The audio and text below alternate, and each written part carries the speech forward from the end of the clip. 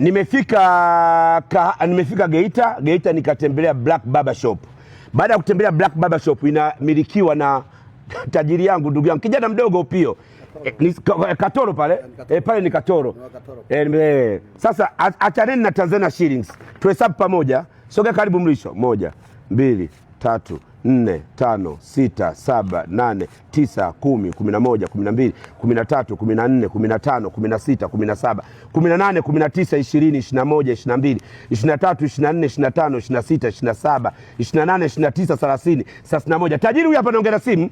21 22 32 33 34 35 36 37 38 39. Mungu akutunze. 37 39 40 41. Mungu akuweke. 42 43 44 45 46 47 48 49 50. Mungu akutunze.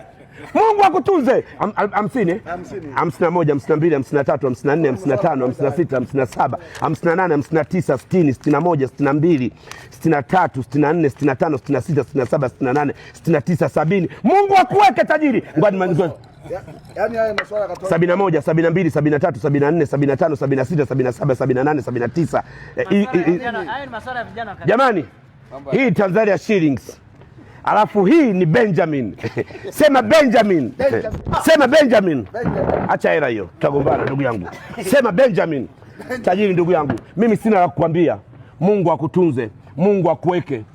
Mungu akuepushe na chuki, husda na uchawi. Kijana mdogo ana miaka 18 tu Katoro hapa.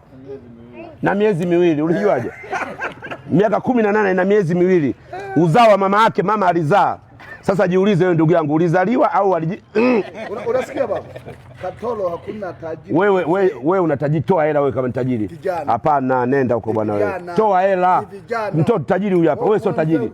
Huyo ni tajiri, wewe je? Mimi ndio najitafuta. Sasa utajiri. Mtu una hela ta nini? Niliwaambia hapo haijafika usiku. Sasa nasubiri watu watakaofunika usiku. Watakaomfunika tajiri yangu usiku. Wewe unaweza kumfunika tajiri yangu usiku, tukutane ukumbini. Hala. Tukutane ukumbini, expensive life. Sema hala. Hala.